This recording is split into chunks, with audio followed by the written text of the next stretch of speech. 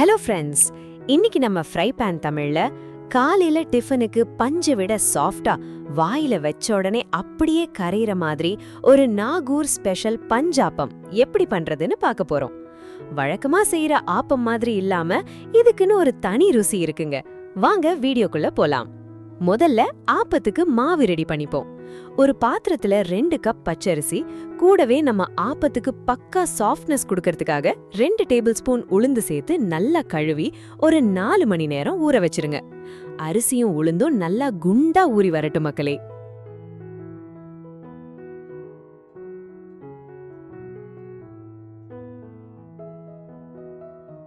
4 மணி நேரத்துக்கு அப்புறம் ஊற வச்ச அரிசி உளுந்த பாதி பாதியா பிரிச்சு அரைக்க போறோம். முதல்ல பாதி அரிசி உளுந்த தண்ணிய வடிச்சிட்டு மிக்ஸி ஜார்ல மாத்திக்கோங்க.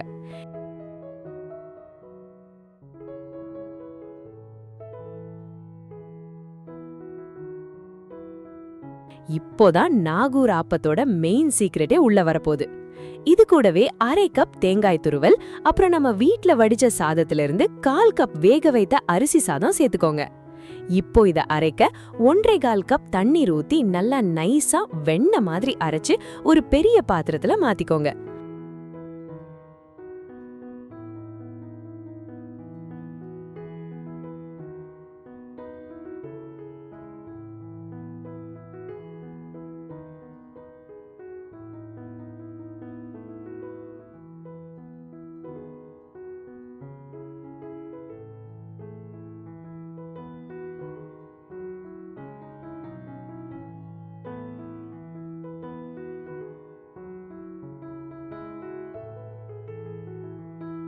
மாவு பாக்குறதுக்கே சும்மா பளபளன்னு மல்லிகைப்பூ மாதிரி இருக்கணும்.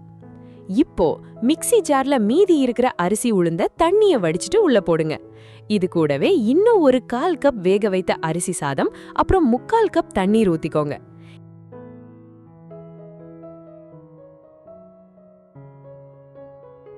இப்போதான் மாவு புசு புசுன்னு உப்ப வைக்க போற அந்த மேஜிக். இது கூட 1 டேபிள் ஸ்பூன் சீனி, அப்புறம் 3/4 டீஸ்பூன் ஈஸ்ட் சேர்த்து நல்லா நைஸா அரைச்சுக்கோங்க.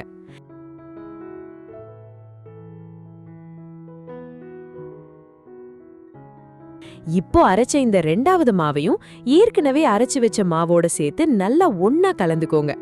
சர்க்கரையும் ஈஸ்டும் சேர்ந்து மாவோட நல்லா ஆக்டிவேட் ஆகி வரணும்.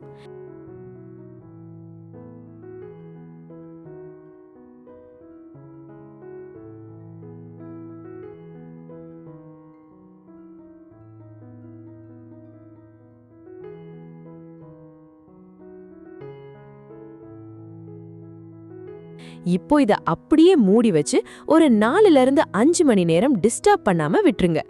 5 மணி நேரத்துக்கு அப்புறம் ஓபன் பண்ணி பார்த்தா மாவு சும்மா ஜம்முன்னு புசு புசுவி எழும்பி வந்திருக்கும்.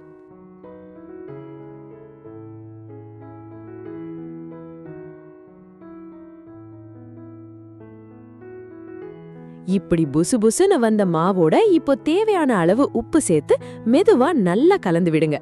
ஆப்ப மாவு இப்போ ஆல்ரெடி ரெடி.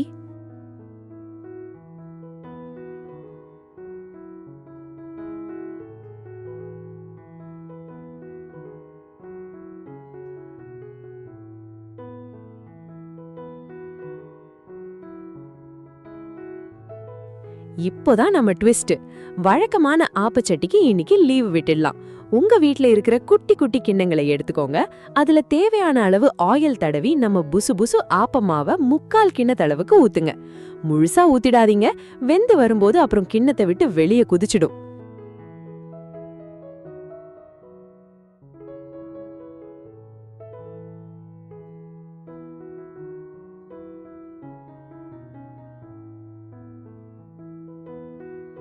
இப்போ இத ஒரு இட்லி பாத்திரத்திலயோ அல்லது ஸ்டீமர் பாத்திரத்திலயோ வச்சு மூடி 5ல இருந்து 7 நிமிஷம் ஹை ஃப்ளேம்ல நல்லா ஆவியில வேக வச்சு எடுத்தீங்கன்னா சும்மா மல்லிகைப்பூ மாதிரி தொற்ற பஞ்சு பறக்கிற நம்ம நாகூர் பஞ்சாப்பம் ரெடி.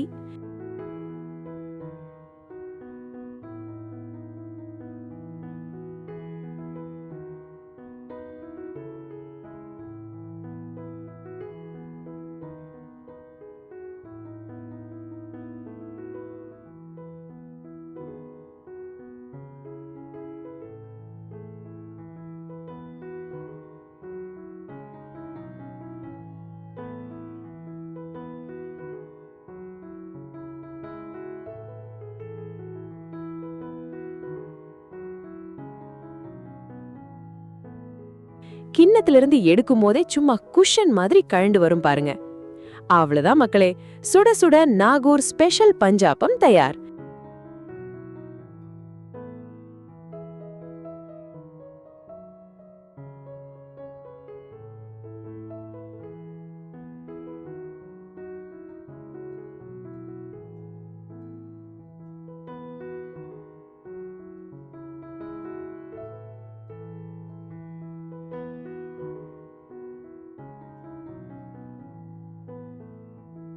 இத தட்டுல வச்சு இதுக்கு ஜோடியா நல்ல திக்கான தேங்காய் பாலோ இல்ல காரசாரமான கறி ஆணமோ கோழி ஆணமோ ஏன் வெஜிடபிள் குருமாவோட சேர்த்து சாப்பிட்டீங்கன்னா கூட சும்மா வேற லெவல்ல இருக்கும். வாயில வச்சா பனி மாதிரி கரையும். நீங்களும் உங்க வீட்ல இந்த சாஃப்டான பஞ்சாப்பத்தை கண்டிப்பா ட்ரை பண்ணி பாருங்க. வீடியோ பிடிச்சிருந்தா லைக் பண்ணுங்க, உங்க ஃப்ரெண்ட்ஸுக்கு ஷேர் பண்ணுங்க. மறக்காம நம்ம ஃப்ரை பேன் தமிழ் சேனலுக்கு சப்ஸ்கிரைப் பண்ணிடுங்க. இன்ஷா அல்லாஹ் அடுத்த ஒரு அட்டகாசமான ரெசிபியோட சந்திக்கிறேன். Tata, bye bye. மீண்டும் ஒரு நல்ல ரெசிபியுடன் சந்திக்கிறேன். அஸ்ஸலாமு அலைக்கும்.